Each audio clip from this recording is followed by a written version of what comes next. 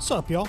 It's 10 at 3 time at Tennessee. How are you? Hope you're doing well. Hope you had a really good weekend. Hope everything is going well in your life here on this Monday, January the 12th, 2026. And for some reason, the light is bothering me right up there in front of my face. I don't know why. I don't know what's going on there, but I don't think I don't know if anybody's done. I don't think anybody's done anything wrong necessarily. I think I just looked up and I was like, "Whoa, that feels brighter than feels hot. Feels coming in hot today." But that's all right because there's a lot of hot things going on out there. Don't we have? By the way, with Lord of the Streams, Tom Barclay and Mr. Daniel back there, don't we have a very special video to show today? Live video, actually. Live feed Let's from see if we have Hawaii. it. Look at that, right outside. That's right outside right now, the WBIR World Headquarters. That's actually true. it's a live view of the portal. Absolutely not true. That is the transfer portal.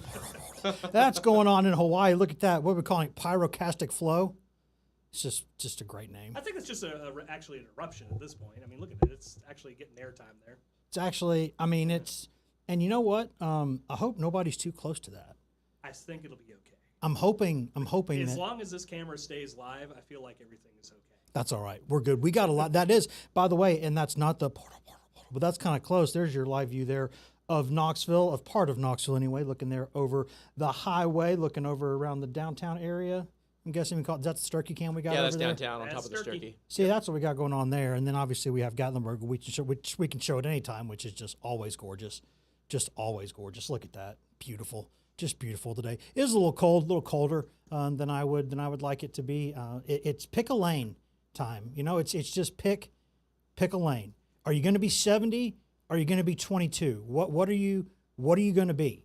This time of year with that drives me nuts, and also makes me a little bit worried about some of the garden stuff, if I'm being honest. That's true. I feel like January, though, typically just stays cold. I don't know why it's decided to be a little temperamental. It's usually February that does the back and forth. It's things in the world are a little bit just, you know what? It's just kind of the way of the world right now. It feels a little tense, a little uneven, a little difficult to explain, difficult to predict what will happen next. And of course, as you know, we are speaking only about sports here on this program. There's a lot of information. We told you on Friday, right? Normally we give the whole 23-hour break. Well, we'll see you in no less than 23 hours. On Friday, we'll see you in no less than 71 hours because we're good at math. And we know that that's the difference between the time we go off Friday, the time we come back on Monday. I told you, probably going to be a lot of news to talk about because there was a lot going on in the portal. And there was a lot going on in the basketball world. The basketball, not so great for the Vols over the weekend, at least for the men. As per usual, they went down to the O-Dome, took one directly on the chin. Got a foot to the posterior, 91-67. We'll talk about that a little bit later. We got some video and some sound we'll have from Rick Barnes and freshman forward Dwayne Brown II. If we have time, we'll get to that later. Them talking about sort of what went wrong over the weekend, why this team is struggling for consistency, why this team is struggling just maddeningly to take care of the ball, just out of control. Out of control. We'll talk about that later. The good news is they're back at home this whole week. They're usually better at home. Now, does that do anything for the long term, what they got to solve, which is taking care of the basketball, especially away from Food City Center? No, not really. But nonetheless, get back, get your bearings. Tennessee usually holds serve at home. Although Kentucky's had some success against Tennessee recently in Knoxville, more so than it had the few years before that. So certainly a lot going on with Tennessee hosting the Texas A&M Aggies Buckyball there on Tuesday night. You talk about a difference. We'll talk about this later too and tomorrow. Texas A&M has gone from buzzball to buckyball, and that's like a different sport. I mean, they're going from like 60 a game to like 90, and they're chucking it around the yard. They're doing a lot of stuff there. We'll talk about that, and then obviously Kentucky coming to town on Saturday for a noon Eastern. Seems like a few years in a row Tennessee's had Kentucky visiting Knoxville on like a noonish start, and then Tennessee goes to Lexington for a nighttime start. And it's just a quirk of the schedule, but it's certainly something that if you are you would not complain about it unless you're Texas women's basketball coach Vic Schaefer, who has covered himself in shame for his crybaby remarks over the weekend. Go Google those if you haven't seen him. I think I have him on my social media feed, him crying about the SEC schedule. Welcome to the league, Texas. This is your life now. But there's a lot to talk about with the portal. Tennessee has had pretty good weekend overall in the portal. Tennessee it's not been perfect, and we'll talk about the Sam Leavitt situation here in a minute. Right now, it seems he's most likely going to LSU. I don't think that's 100% done deal yet, at least as of the time we're recording this, which is 3:06 p.m. Eastern. Let's stress this, 3:06 p.m. Eastern, Monday, January 12th, 2026. I feel like any time in this day and age when you're talking about something on a show, you know how they have like the hostage proof of life videos where you have to show the newspaper? We need like a Greenwich Mean Time, like time stamp on all of these things as we're saying them that just say, by the way, this is what was happening when we said this, because, 30 seconds later it could be worthless. But as of the time we are recording this and bringing this live to you, it is right now looking more likely than not that Sam Leavitt will go to LSU. I believe he has all but committed there. I don't think he has signed yet, though. I think Tennessee is making a final push there. We'll see. There's a lot going on today. We might have a little more information on Joey Aguilar.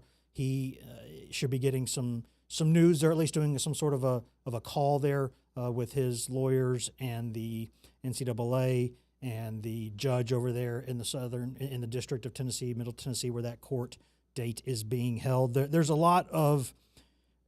could be some information that comes out of that. I think that's going to be sometime naturally around like 3:30 Eastern. So be on the lookout for that, fellas. That could be coming down the pike and changing this entire thing while we're talking about it.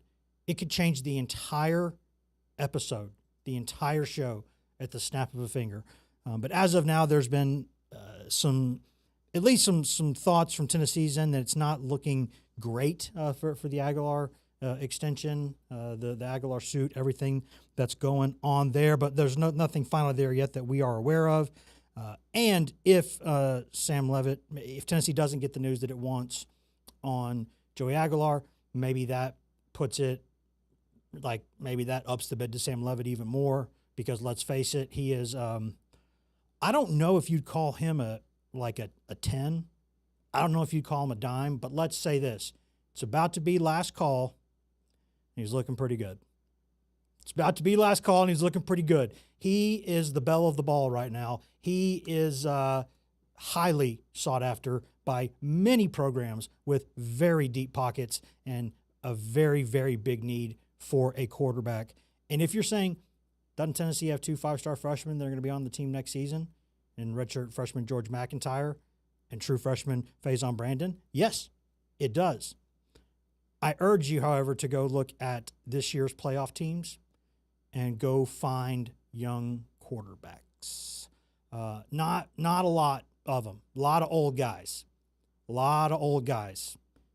And really, if you look at team-wide, look at Indiana. I mean, those guys, I think maybe too much has been made of this, but it's an absolute fair storyline that the average age of that Indiana football team, I believe, is 22.5 years old, which for a sport that's traditionally played by 18 to 22-year-olds, you might call that an outlier. That is old. That's like basically BYU old is what that is. And I don't think they've got a lot of guys who are on LDS missions or anything. They just got some old dudes who have been around and played a lot of college football. And that's helping them because they're taking some younger teams that have a lot of talent, like, say, Oregon, pushing them all over the yard. And so you're seeing this year, I mean, look at all those teams that were ranked near the top most of the season, old quarterbacks. So doesn't mean Tennessee can't reverse the trend. Things go in cycles, right? But by and large, right now, as these kind of COVID age guys are kind of with their extra eligibility, they're kind of going, it's almost the end of that rope finally. And so we'll see what happens with eligibility rules. We'll see where things go in the future. We'll see what happens with some of these lawsuits and whatnot. Trinidad Chambliss trying to basically say tonsillitis should give him an extra season of college football eligibility. So we'll see where that goes. I'm not trying to make light of it. Tonsillitis, I'm sure, sucks. But, you know, I mean, come on. Come on. I don't know about that. So if you were like, mono, some stuff like that, okay, maybe. Now that you could have a point there. That stuff can get you out for a while and sap your energy. You can lose a lot of weight, which football is not a good thing. So, I'm not trying to minimize someone else's situation, right? I'll never forget laughing heartily for a while at Urban Meyer's esophageal spasms back in the day. And let me tell you, was not laughing a couple years later because I started getting esophageal spasms and I wanted to jump out of a building. It was not fun. So, a little karmic retribution, I think, there. So, regardless of whether, if that was actually what Urban Meyer was dealing with, bro, I feel you.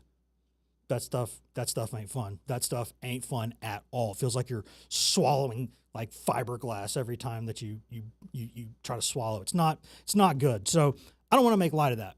But what I'm saying is we don't know what's going on with eligibility rules in the future. And right now, it looks like the older guys, especially some of these older quarterbacks, older guys on the line of scrimmage, grown men, kind of what's going on right now. So, and we've had several conversations about should Tennessee, how should it distribute, if I could use that word correctly? How should it divvy out this NIL cash, right? I mean, technically, it's an infinite amount if you want it to be, if you find enough loopholes.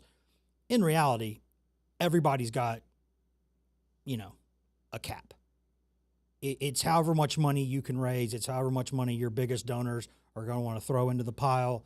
It is different for everyone, but everyone at some point, I imagine, would have something resembling a limit. And so then you have to say how much of that pie is going to here, there, everywhere, right? We'll Sam I am it. We'll Dr. Seuss it. But I think that you could make an argument that this season Tennessee was shaded a little bit too much toward the younger guys with some of the money, because you got to pay to get them. Let's be honest. But I think going out heavier in the portal, in hindsight, would have perhaps been the smartest move. And of course, then it gets back to the whole Jacoby Thomas versus Boo Carter thing. That decision, which obviously was the wrong one.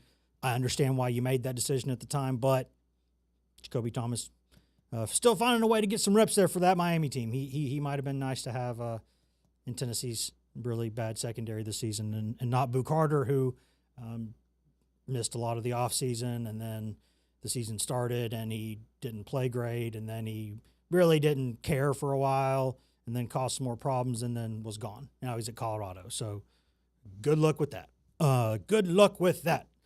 Dion. That is, hey, the one thing I'll say about Dion, his egos don't get bigger than his. So maybe if somebody could, maybe in a weird way, that could get some things figured out with Boo. Or maybe just being 2,000 miles away will help him. But go. I think it was smarter for him in some ways to not go to Vandy, because that's still a little close to home. I think he needed to get away. So that's what right now Tennessee is having to kind of figure out. You don't have an infinite pile. You do have a large pile of money. And if push came to shove, for the right guy, look at Chaz Coleman, we'll talk about him later, you can go above and beyond if everybody in the building is on board with the guy and the right boosters are on board with the guy and everybody's on the same page and he's worth it. Yeah, you could go a little more. So, and for the right quarterback, listen, you have to pay what you have to pay.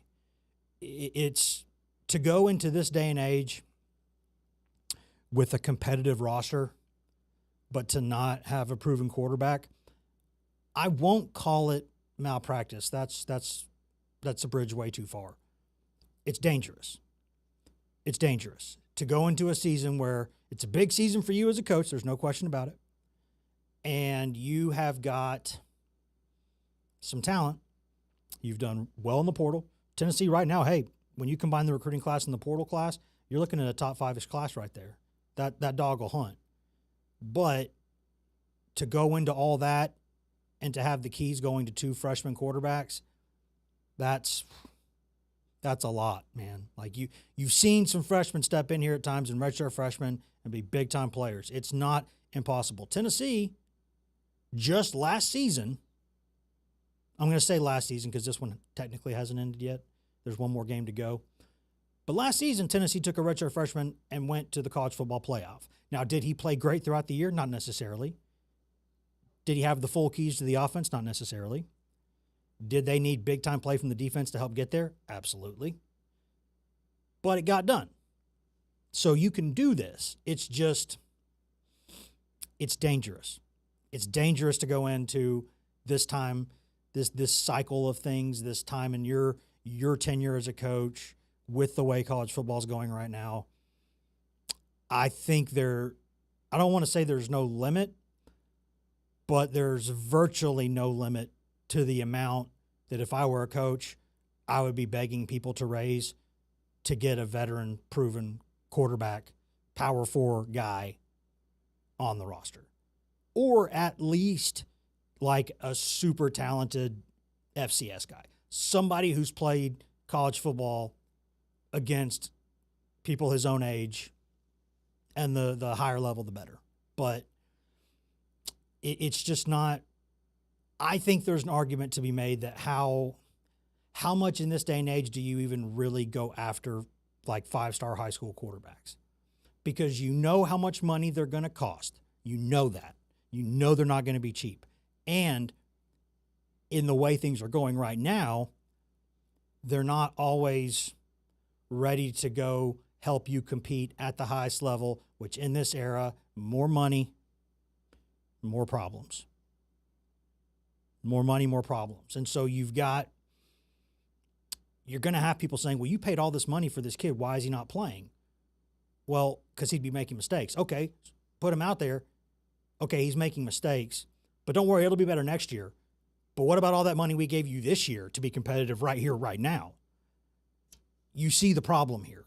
It's not sustainable. So that's why I think, listen, you let those guys compete. Whoever comes in, those freshmen get a chance, fair and square, to compete. Now, if you could convince like a Sam Levitt, sorry, kids, you're probably not going to start over him. But you at least give them a look. You give them a chance. But you want to go with the older guys normally in this day and age until things cycle back, which maybe at some point they will, right? Maybe they will. But I just think if you can't get Joey Aguilar back, then you just have to go find somebody. If it's not him, they're talking about, Bo Pribula over there at Mizzou. He's got some talent, started his career at Penn State, was at Mizzou last season, had some really impressive times, and then struggled at times.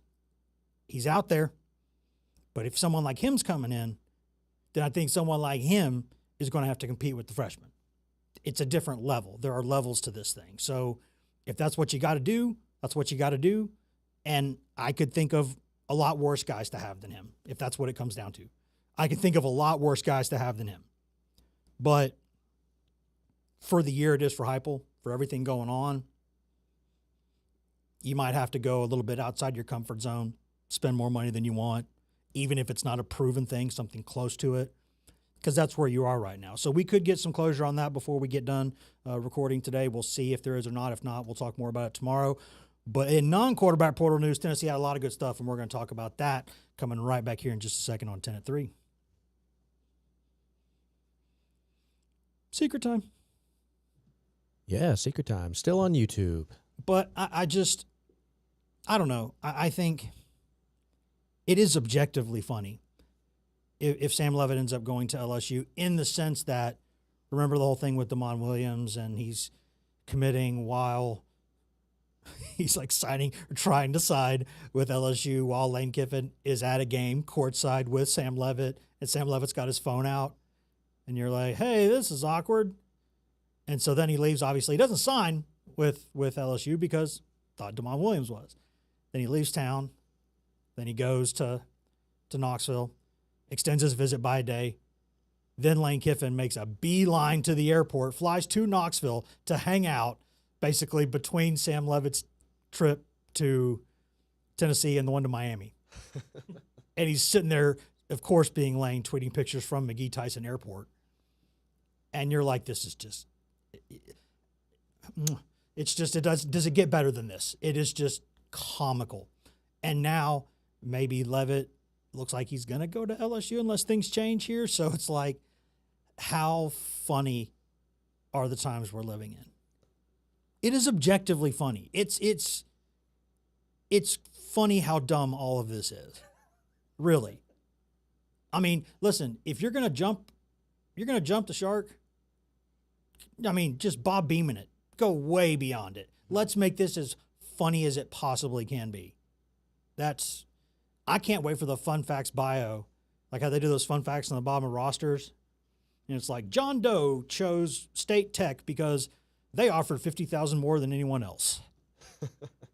And he wanted that check. CTC, cut that check.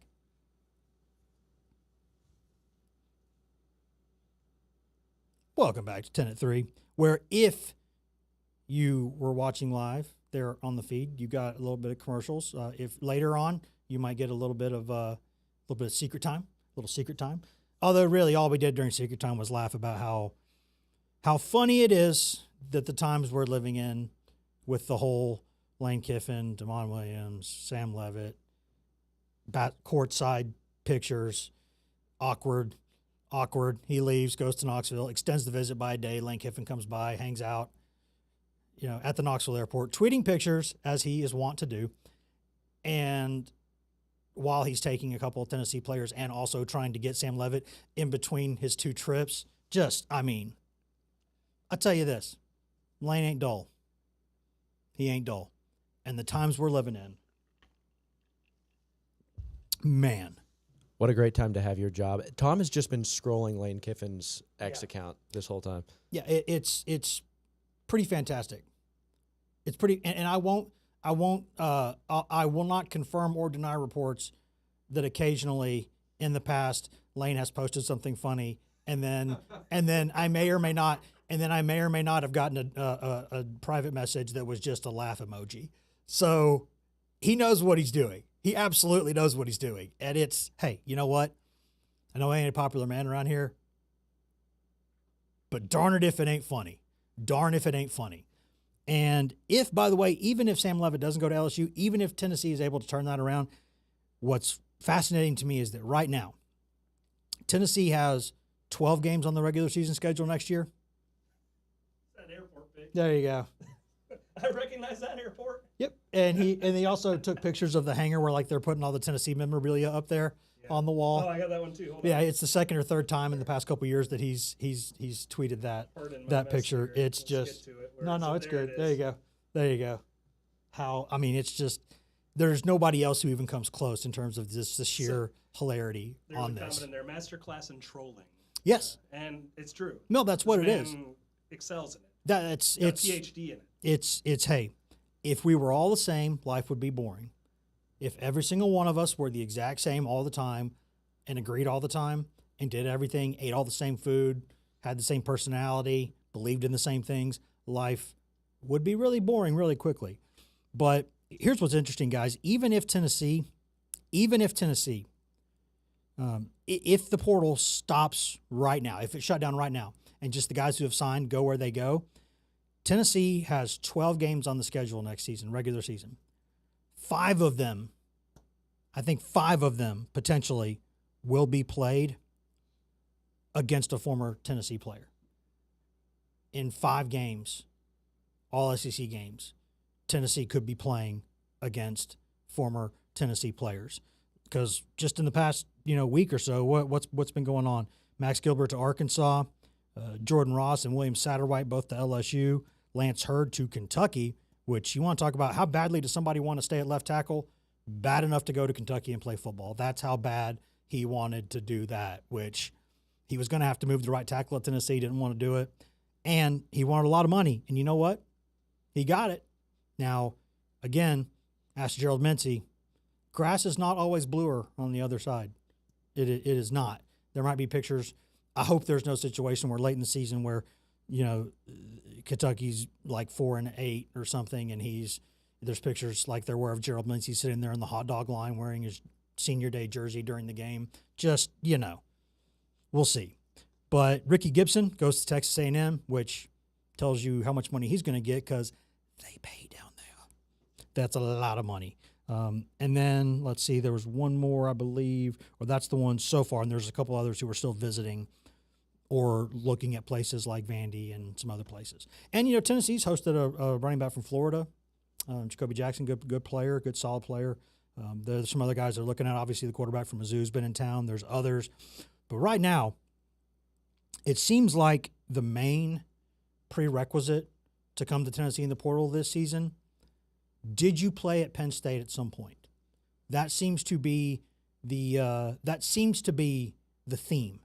And obviously, with Jim Knowles being at Tennessee's defensive coordinator, you expected some of this. But I'll tell you, Tennessee got 4 good ones from Penn State, headlined by Chaz Coleman. That's the big news. One of the top overall talents in the entire transfer portal. I think a lot of people have Levitt at 1. Some people have Sorsby, the quarterback from Cincy, at 1. But regardless, those guys are usually 1, 2. Chaz Coleman's up to number 3 overall in some places in the portal. Other places have him at 5. That's a big get, and that's one of 4 Nittany Lion defenders who are coming to Tennessee. All Big Ten linebacker Amari Campbell, safety DeJuan Lane, and senior big ol' tugboat defensive lineman Xavier Gilliam. That's 4 guys from Penn State. And I'll tell you, you know what's big about this?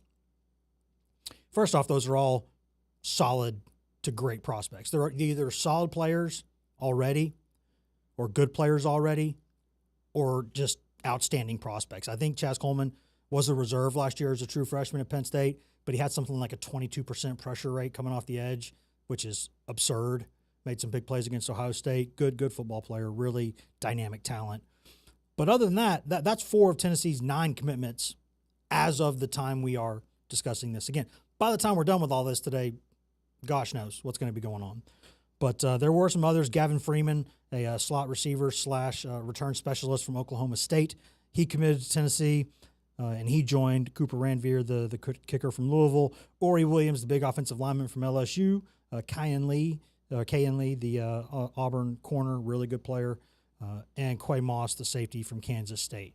So Tennessee's at 9 right now, which is already more than Tennessee has done in some years. And there will be more. I don't know how many of them. There's still some big names that are considering Tennessee. And Tennessee, if right now, you put it this way, right now Sam Levitt is not in Tennessee's portal class, and Tennessee is still actively trying to make that happen. So that should tell you how much money Tennessee has if it needs it here. That the reserve fund is still kicking for now. So there's still the door is still open. They're still trying to let people into the room. So this class obviously needs a quarterback. We all know this. So we talked about that a lot, not just in the first segment today, but throughout the past couple of weeks. We have discussed this. So if this is the only segment you watch today and you say, well, you're just saying this is a good class that doesn't even have a quarterback. No, we said that, and you weren't paying attention. That's your fault. People out there in the world, we did talk about that. Other than that, aside from that, Miss Lincoln, how was the play?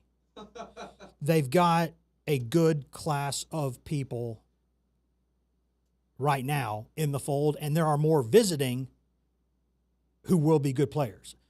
All you can do in an offseason, you got to coach your players. But before that, the most important thing you have to do every offseason, try to make your roster as good as it possibly can be. Try to keep guys that you want to keep and try to add dynamic guys through recruiting, through the portal. And right now, Tennessee's lost a couple guys you don't want to lose. Last I checked, so has literally everyone. So let's not even guys are at Ole Miss leaving the portal right after they come within a hair, of maybe playing for the whole thing. So let's not and when Miami's season ends, guys are going to go in the portal. Indiana, I don't know if they can. They're more like AARP age than portal age, but I'm pretty sure a lot of them is out of eligibility. So we'll see. But I would expect even some guys there have and will go into the portal. This is what happens. Everybody loses players they don't want to lose every single year. Every single year. It is darn near impossible to stack rosters of having guys wait a couple years to go play. You can still do it. You can't do it across the board. Nobody can. It does not exist. There is no amount of money that exists that will prevent you from losing guys you don't want to lose, because they're either not going to like your coach, or somebody's going to offer more money elsewhere, or because they don't love the way they fit in the system. They don't love the position coach. They have a couple ex-girlfriends in town that they don't like and they want to get away from. Anything out there could be happening. Maybe they don't like the weather. Maybe it's too hot or cold where they are. Maybe they just miss mom. Any number of things could be happening. And you are going to lose guys you don't want to lose. So we can't ignore that. That is part of it. Tennessee's got 25 guys as of now, I believe, that have gone into the portal. And as we've said many times, that number, bit of a misnomer. It's a bit of a misnomer because you're looking at that and you're saying there are too many names in that portal. But a handful of those are walk-ons, and another handful are guys who, either weren't on the active roster this season or might as well not have been. So it's a dozen or so guys that I think you kind of would have liked to have kept, but it's not the end of the world that you didn't. I mean, a couple of those guys like, Hurd, Gibson, I mean, these are guys you don't want to lose. Ross, you don't want to lose. Certainly you don't. But if you're going to lose a Herring and a Ross, but then you go get a Coleman, I think a lot of people would say you upgraded. Now you need another guy. They need to go get another edge. I think they're working on that. But, I mean, all you can do as a coach in this day and age, before you can even start coaching this team through winter workouts, before you can get them into spring practice, off-season workouts, in the meeting rooms, before you can do that, none of that matters if you haven't put the best roster you can together. Because if you put together a good enough roster, look at that comedy of errors that Miami had in that semifinal game. It made 8 to 10 plays that absolutely could have lost that game. Just dumb stuff. Dropping passes, penalties, horrible play calls that were out of rhythm, abandoning the run game at times when they were getting whatever they wanted on the ground. All those things could have lost the game, but they won. You know why? Talent. Put together the roster, give yourself a chance. It worked in the long run for them. They could win the whole thing, or at very worst, come in second. Not bad. So what Tennessee has done via recruiting high school and JUCO players and through the portal to this point is put together one of the best classes of incoming talented players in America. That's what Tennessee has done. Now, again, these are not stationary targets.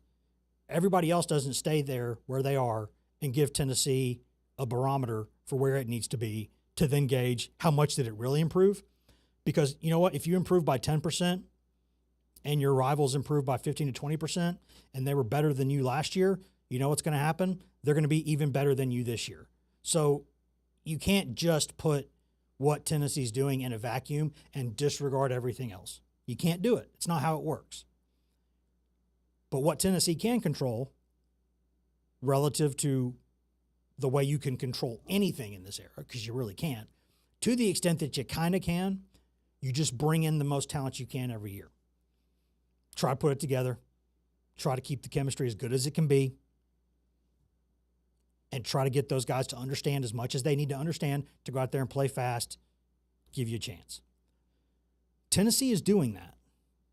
Now, it still needs some stuff. Still needs some stuff. Running back, need. Another edge guy, at least one more edge guy, need. Maybe okay in the secondary, but more absolutely would not hurt there. Offensive tackle, gotta have it. Gotta have it. Maybe even one more interior guy. You could use that too. Receiver, I think you're okay there maybe. If it's the right guy, maybe another one. That could work. Running back, you need at least one, maybe two. Tight end, I think you could use somebody there. There's some business to be done here. But with what they've done so far, after the weekend they've had, and I know if they don't get Levitt, I know that's disappointing. That's fine. It's disappointing. But of course, he's also coming off an injury, surgery, some things. We'll see. There's some questions there, even if he does go to LSU or Tennessee, wherever he goes. But you take him and ask him what he needed and then make it work and take the chance. Absolutely. No question in my mind. So what they've done with what they've added now, and this is the biggest part of it for me, other than the quarterback, which again, you got to go do. One of the biggest knocks, there's not a lot of knocks on Jim Knowles as a defensive coach. And I know we've talked about this for a month now. Not everything that happened at Penn State last season, that predated him by quite a bit. And some of the results that happened after the coaching stuff, after the coaching changes and all that, whatever. That's the ship had sailed by that point. But one of the biggest knocks, one of the only real knocks on Jim Knowles is that sometimes it takes a couple years to learn his defense, right?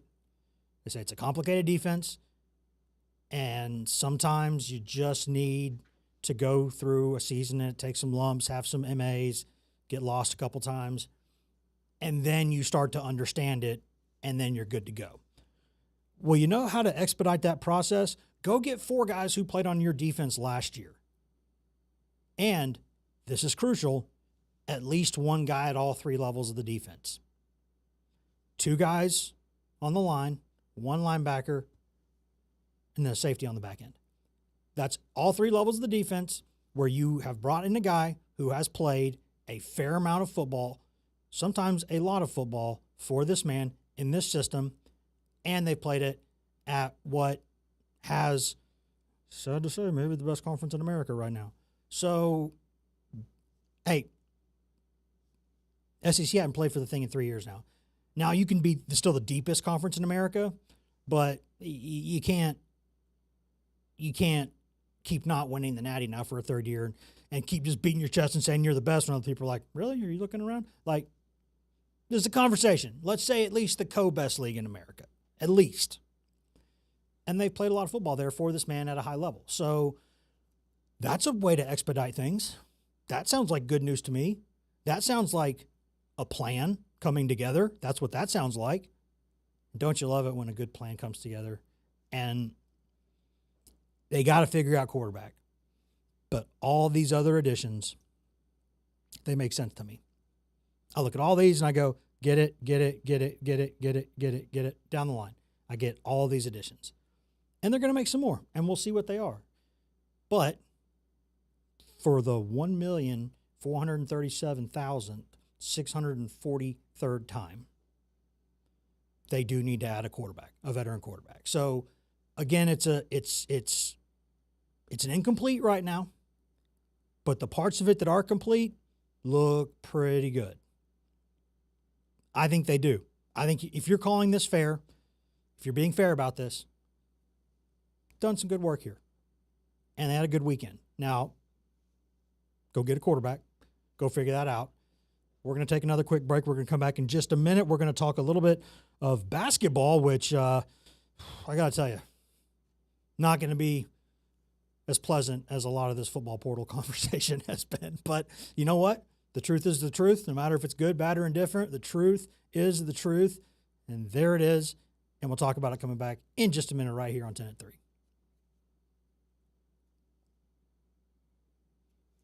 Secret time. I wish I could remember. It's one of my favorite quotes, but I would butcher it if I didn't get it verbatim, about John Adams talking about the truth. Do y'all know that quote? You know what I'm talking about? I don't. I'm trying to search it. John Adams probably had a lot to say about the truth. So. Oh, no, a lot. Yeah, here it is. Here it is. He goes, let's see here. The facts are stubborn things quote? Yes. Facts are stubborn things, and whatever may be our wishes, our inclinations, or the dictates of our passion, they cannot alter the state of facts and evidence. So the truth is the truth, and facts are stubborn things, and at the end of the day, there they are. So that's why people say all the time, you know, I wish you would give more good news, or why have you done so much bad news lately? And what I've always said for years, stood by this, quarter century, a minute then, Meant it now. I'll mean it forever. There are no good stories. There are no bad stories. There are true stories and there are false stories. No good news or bad news. Just real news or not real news. Truth or an obfuscation or a lie. That's all it is.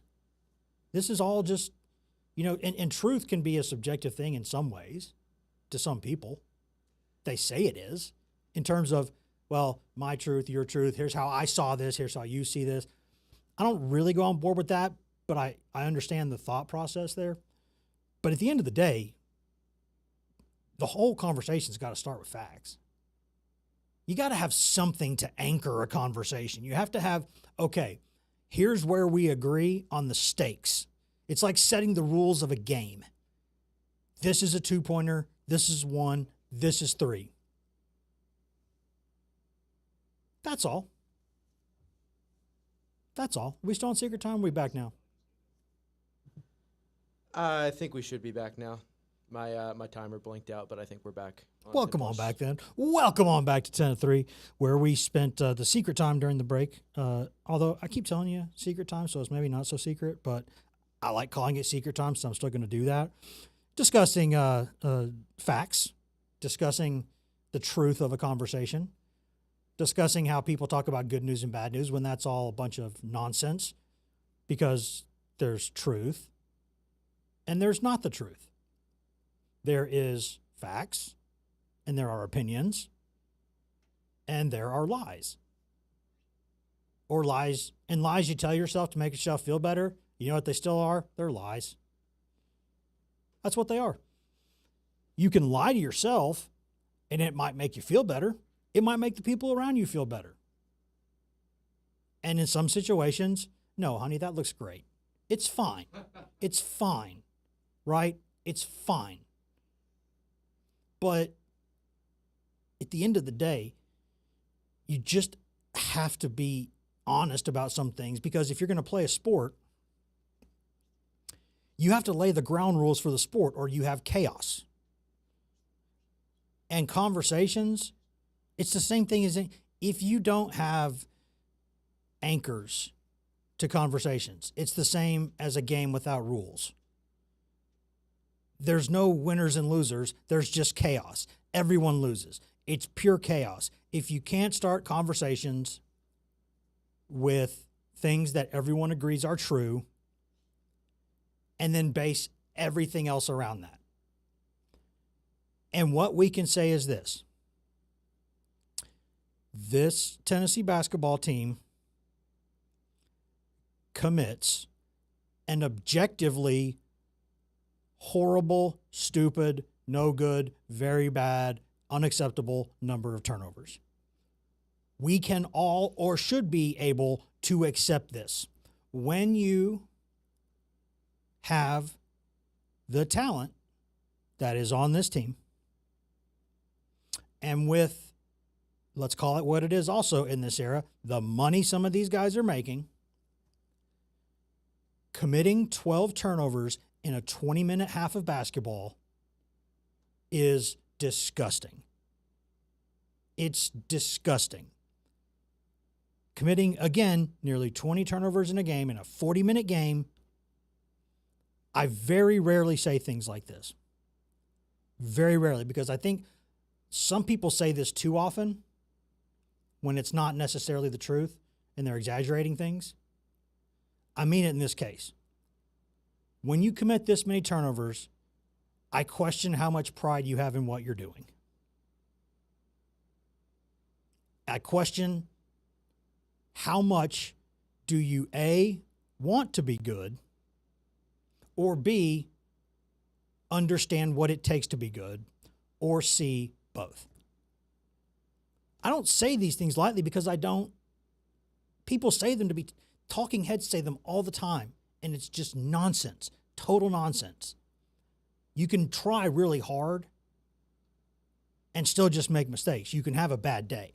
That does not mean you don't care. It doesn't mean you don't spend 355 of the 365 days in a year working your tail off to be as good as you can at something. You just do it and you mess up. But when you consistently turn the ball over this much, and when you occasionally miss the number of free throws that are being missed, but I'll set the free throws to the side for now. Just the turnovers. Just the turnovers. I question, like, okay, do you want to be good? I think you do. I think you want to be good. I'm not going to say you don't, but I'm not assuming it right now because I don't have anything to assume that. We have no reason to assume that. We normally do. Right now with this bunch, we don't. But beyond that, I think you can agree that, I would hope we could agree, that they don't know what it takes to win. Because if they really knew that, they would not turn the ball over 12 times and a half. They would not turn the ball over nearly 20 times or 20 times in a game that's 40 minutes long. They wouldn't do that because you will lose almost every game you play when you do that. And this is some of the stuff Rick Barnes talked about today, too. We'll get to that here right now before we wrap up discussion of today. I don't know if we'll get to Dwayne Brown. We'll see. But at first, we might have to kick old Dwayne back a day. Freshman, sorry, you can wait a day. We'll go right now, at least with Rick Barnes from this morning's practice, talking about where Tennessee basketball is, heading off of the game against Florida and heading into the A&M game tomorrow night in Knoxville. More frustrating when you went back and watched the film? I'm not sure it can be any more because I had to watch it live, but it's the way we turn the ball over, just so many unforced turnovers, and they're a really good basketball team, but you can't turn it over the way we did, give up that many more opportunities for a team that good to have, I think, 15 more shots and 30 points off turnovers, but there's still a lot of other things that, defensively that we obviously weren't happy with, but it's all fixable. Rick, it's obviously a marathon, not a sprint. How do you deal with the inconsistency? Just the one game you execute the scouting report, the next game you don't. Transition defense good, one game not so good. How do you manage the inconsistencies, and how do you fight through it? Well, one, you're right, endurance is the name of the game. It's wanting to be where you want to be at the end of the year, but it's a great question that I've asked a lot in the last probably 3 weeks, trying to find out dependability. Who can we count on every single day? We've just been too inconsistent. We've put way too much on Jacoby. Other teams are making him work for every step he takes on the court. I look at that. We need more consistency from our front line, probably as much as anything. And that's not just scoring. That's being where you need to be on ball screen defense, because oftentimes Jacoby's in those screens more than anybody, and he's having to work really hard on the offensive end. And then the other area is our other guards, because when other teams put our other guards in position, they're going to have to handle the ball more than maybe they're used to. Are they going to make the right decisions? Are they going to get us organized when teams are just flat out taking Jacoby out? And we've talked about that. I mean, we told him almost every game going in how the other team's going to play us based on what we know about them. And so there's a lot of little things, but can be big things if we don't see it. And but that's a great question, and I don't have an answer to it right now, because when I ask them that question, what do you think their answer is? I don't know. And that's probably, I don't understand it either. For as much as we talk about it, as much as we, and I know we got a group of guys that care, but all I can tell you in the end, I tell them that if they don't fix it, is because they really don't care, because it's right there. I mean, there's no question about it, and it'll always come back to your training, your preparation, the process you go through. If you don't do it every single day and understand it, it's simple. You got to get better every day. I mean, we had some guys, and I told him yesterday, had some good games back early, a month ago, but they were fine with it. And that's not, you got to get better. I showed them right before the Florida game. We played them 3 times last year, and it was really amazing how much both teams, Tennessee and Florida, got better from the first game to the last game. And obviously Florida goes on to win the national championship. We go to the Elite Eight. because of improvement, and that's what this team's got to understand. I mean, it's a long way to go, and we have to get better, and we got to get better as individuals.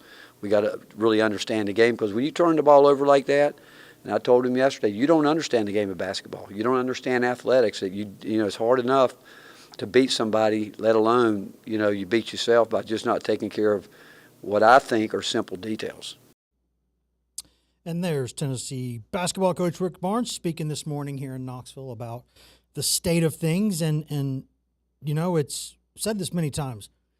Rick Barnes always does blame himself first when things don't go well. He just doesn't always say it. And at his age, it's hard to kind of change some things, if we're being honest. And I think there's younger coaches who sort of grow up in this era of understanding more about this is the only era they've ever coached in. So they understand that whether it's right or wrong, they have to come out every single time and say, this starts with me, yada, yada, yada. It's a little different when Rick Barnes got going in the business, and I think it was just a different way that you handled things. And even though you knew it was your fault, but you didn't feel like you had to say that every time because you thought people just assumed that you meant that.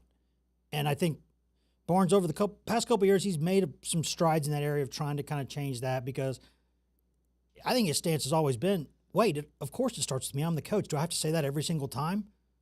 And for right or wrong, there are people who want to hear that every single time. So people always say Barnes is throwing players under the bus when, again, it's just not – it's objectively wrong. That's not what he's doing. He knows it starts with him. He knows that if they don't do something correctly, that he's got to coach it better or differently, or just put somebody else out there who will understand it.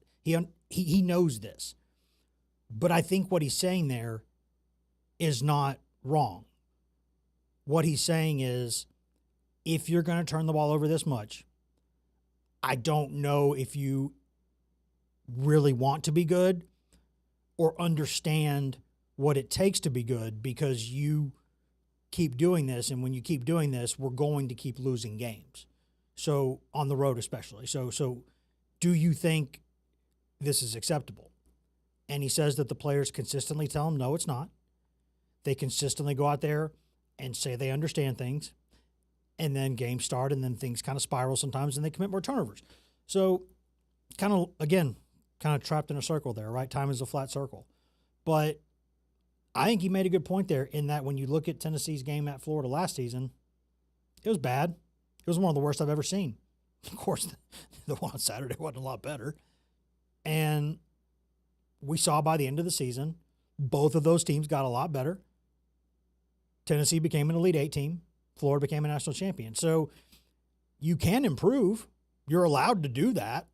You don't have to be what you are now.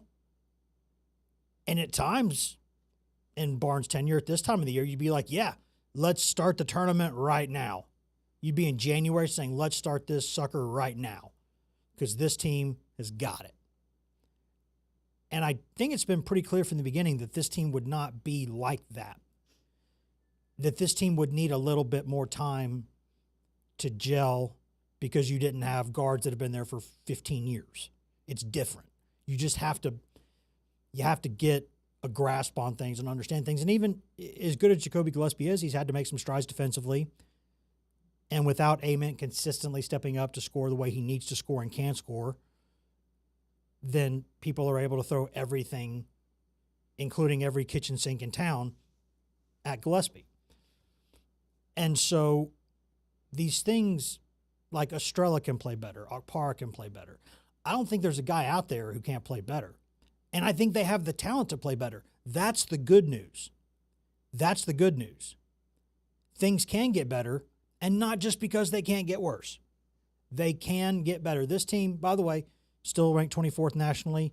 So the streak continues. Tennessee's been in 90 consecutive AP basketball polls, which leads the country.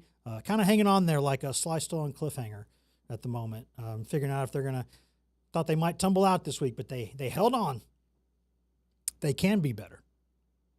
And they're at home this week, which is good. But you got to hold serve at home. And then eventually you got to figure out, I mean, you've beaten Houston on a neutral floor. You can do this. We've seen you do this. But you're going to have to take care of the basketball. That comes down to mental focus, mental strength, and understanding what it takes to win. Because if you do, I'm not out on this team. I'm not. Full stop. I'm not out on this team. I think this can be a really good basketball team. Will it? I mean, I thought it had been a little bit ahead of where it is right now, but I think the talent is still there. I think all that is still there. I think there's another piece to Nate Ament. I really do. He showed some good things over the weekend. It's just that other guys took a step back.